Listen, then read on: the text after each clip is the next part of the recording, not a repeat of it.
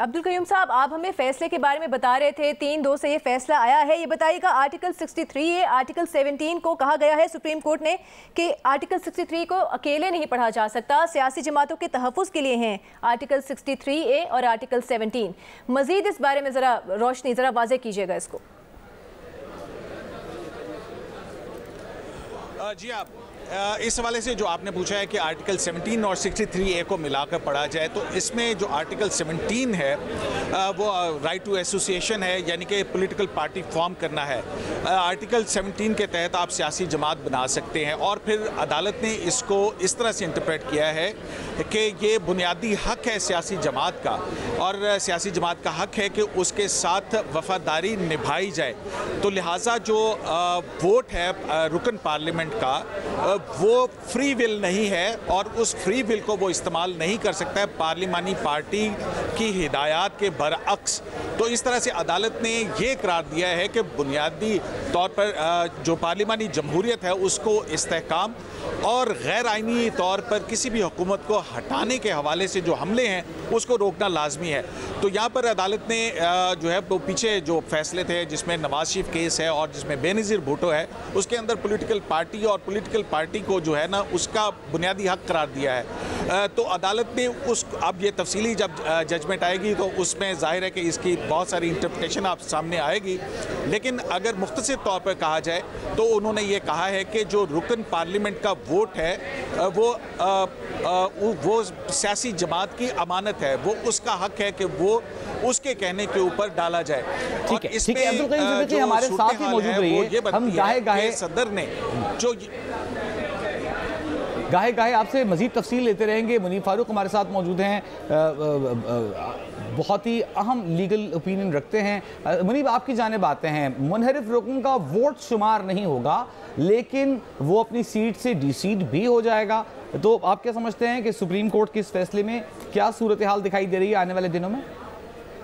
बहुत शुक्रिया वजी। देखिए, अभी एक तो जब ये फैसला आएगा तो हम जारी तौर पर पढ़ सकते हैं कि अदालत के फैसले का ऑपरेटिव पार्ट क्या है। जो अब तक अब्दुल कयूम सिद्दीकी साहब ने हमें बताया है, जो अब तक मैं समझ पाया हूँ, उसमें तो ये है कि वोट काउंट नहीं होगा। अब उसकी इम्प्लीकेशन ये है कि वफाक के अंदर तो इसका कोई असर नहीं पड़ता, पंजाब के अंदर इसका असर जरूर पड़ता है कि हमजा शहबाज शरीफ साहब को मुनहरिफ अरकान ने वोट दिए थे।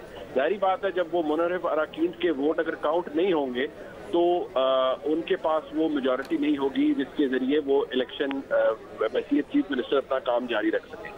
उसकी जो एक इम्प्लीकेशन है वो ये हो सकती है कि जो चीफ मिनिस्टर का इंतखाब है वो भी दोबारा हो सकता है, जबकि उनको एतमाद के वोट का भी कहा जा सकता है। देखिए, अदालत ने अब फैसला आएगा तो उस पर मजीद लिखा क्या है अदालत ने वो हमारे सामने आएगा, लेकिन जो अब तक मैं समझ पाया हूँ बगैर फैसला पढ़े, क्योंकि मैंने अब तक वही सुना है जो आपने रिपोर्ट किया है, कि अगर अदालत ये कह रही है, अदालत ने हुक्म फरमाया है कि वोट काउंट नहीं होगा किसी भी मुनहरिफ रुकन का, बिल्कुल ठीक है, लेकिन अगर वोट काउंट नहीं होगा और वो पार्लिमानी पार्टी का जो शख्स है किसी भी पार्टी का, अगर वो वोट देता नहीं है अगले इंतखाब के अंदर, जो पाकिस्तान तहरीक इंसाफ के नॉमिनी होंगे पंजाब के चीफ मिनिस्टर के, तब भी वो आर्टिकल 63A के तहत अगर वो अब्सटेन भी करता है, वोट नहीं भी देता पार्टी की पॉलिसी के ऊपर, तब भी वो डिसीट हो जाएगा।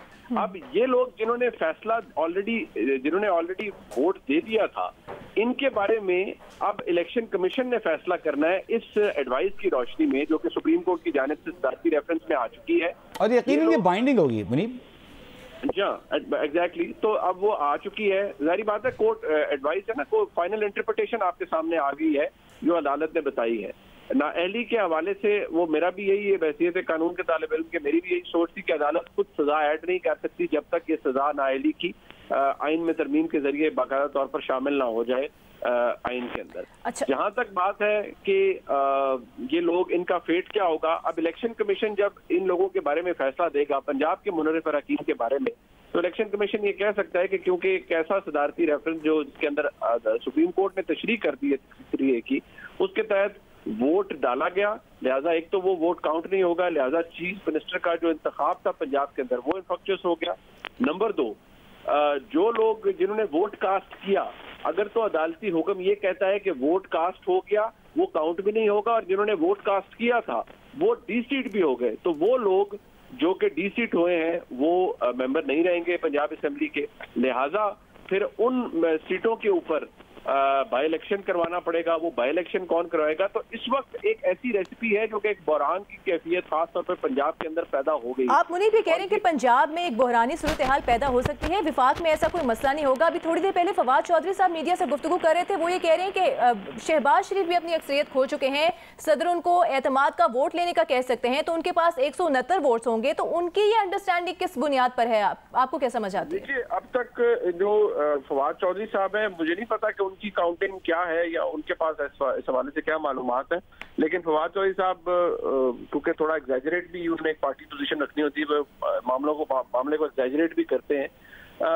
इशू ये है कि जो वफाक के अंदर नेशनल असेंबली के अंदर वोटिंग हुई थी, किसी मुनहरिफ रुकन ने वोट नहीं दिया था उनको। और जाहिर बात है अगर वो ये हवाला ये दे रहे हैं कि जो 2 वोट तारिक बशीर चीमा साहब का और चौधरी सालेक हुसैन साहब का था, वो तो जाहिर बात है, अब डिपेंड करता है कि अदालत ने इस फैसले के अंदर लिखा क्या है।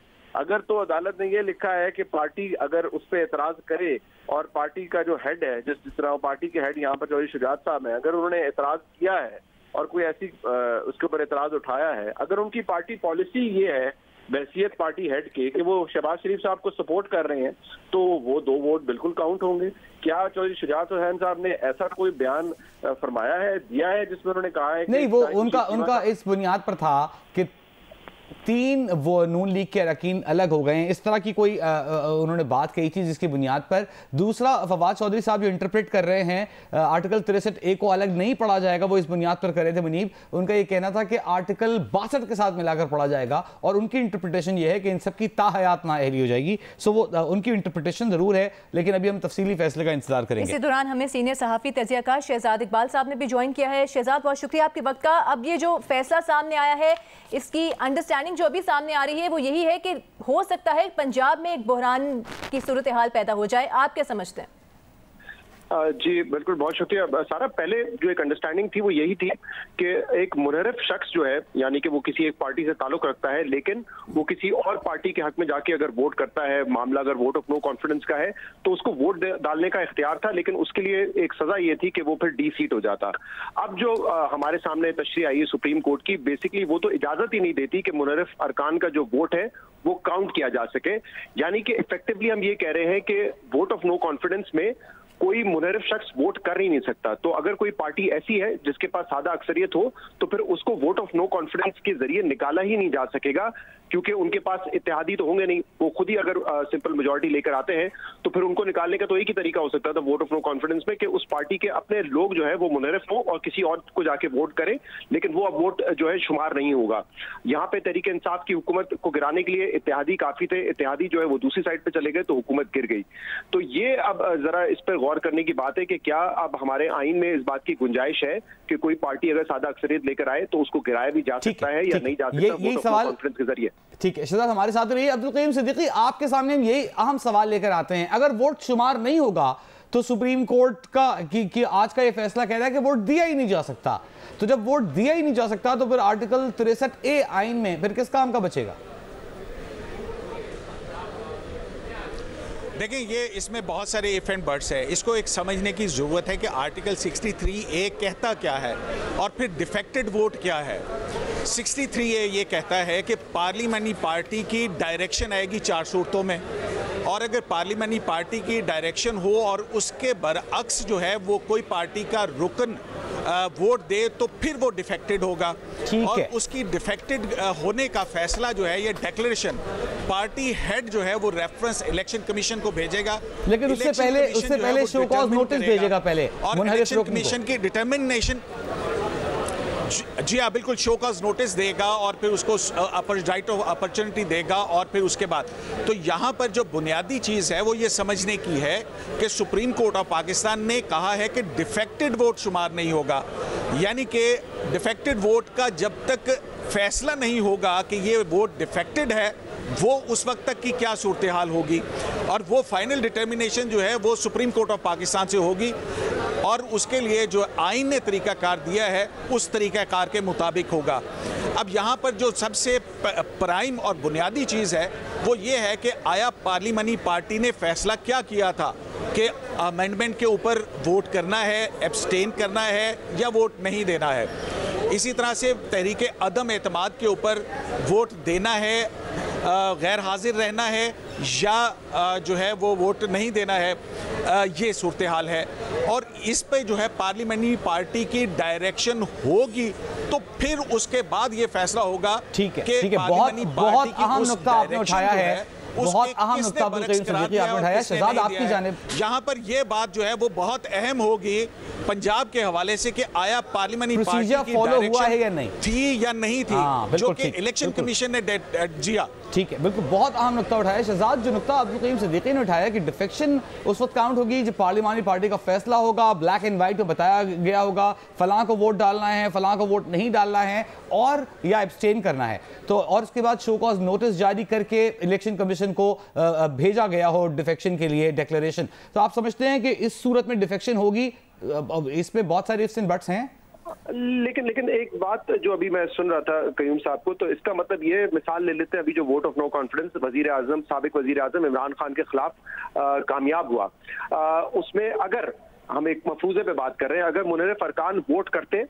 जिन्होंने नहीं किया, लेकिन अगर वो वोट करते तो फिर वजीर आजम तो उस वक्त जो है वो खत्म हो जाते, वो नायल वो डीसीट हो जाते, वो वजीर आजम नहीं रहते, लेकिन फिर सारा प्रोसेस चलता और फिर जो है इलेक्शन कमीशन ये डिटरमिन करता कि क्या वो लोग डिफेक्शन क्लॉज में आते हैं या नहीं आते, और फिर इलेक्शन कमीशन अगर ये कहता है डिफेक्शन क्लॉज में आते हैं, इनका वोट शुमार नहीं हो सकता, तो फिर क्या होगा? फिर दोबारा आप उसी वजीर आजम को वापस लेके आ जाएंगे क्योंकि इलेक्शन कमीशन और सुप्रीम कोर्ट इस नतीजे पे पहुंचा है कि उनका वोट शुमार नहीं होना चाहिए था। तो मेरे लिए थोड़ा सा ये प्रोसेस वाइज बड़ा कॉम्प्लिकेटेड है कि एक वजीर आजम को आप हटा चुके हैं, बाद में इलेक्शन कमीशन ने फैसला करना है नहीं वो तो डिफेक्टिव वोट था इसलिए उसका शुमार नहीं हो सकता, और अगर शुमार नहीं हो सकता तो इसका मतलब जो वजीर आजम को आपने डी सीट किया था वोट ऑफ नो कॉन्फिडेंस के जरिए, क्या उनको दोबारा बहाल किया जाएगा?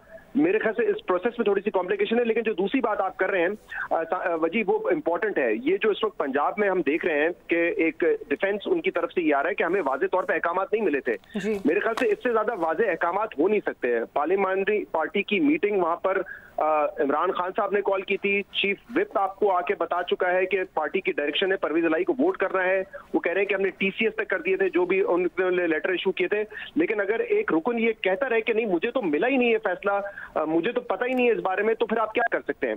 मेरे ख्याल से वहां पे तो दूध की बिल्कुल क्लियर है, क्रिस्टल क्लियर है ये बात कि जो पंजाब में अरकान थे वो मुनर्रिफ में हैं, उनको पता था परवेज इलाही को वोट करना है पार्टी की डायरेक्शन के मुताबिक, उन्होंने नहीं किया, उन्होंने हमजा शहबाज को वोट किया। अब दिलेरी दिखाएं, एक्सेप्ट करें कि उन्होंने ये किया है और जो भी आईन और कानून के मुताबिक उनकी पनिशमेंट है वो उनको मिलनी चाहिए। अब इसके पीछे छुपने की जरूरत नहीं है कि हमें पता नहीं था हमारा कैंडिडेट कौन है, क्योंकि इससे तो हम सभी बड़े बेवकूफ लगेंगे। 2-3 हफ्ते वो बैठे रहे फ्लैटीज होटल में, उनको पता था कि हमजा शहबाज ने वहां पे उनको बिठाया है।